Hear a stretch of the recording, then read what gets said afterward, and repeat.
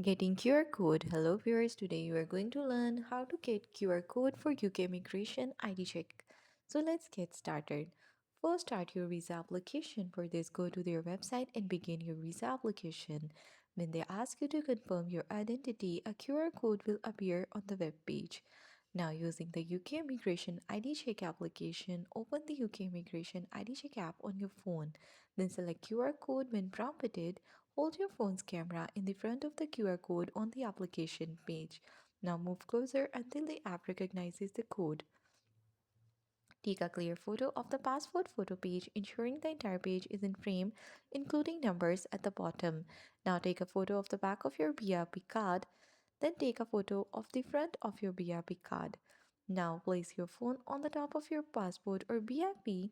Now move your phone until the application recognizes the documents. A beep or success message confirms recognition. Follow the on-screen instructions in the app to finish the identity verification.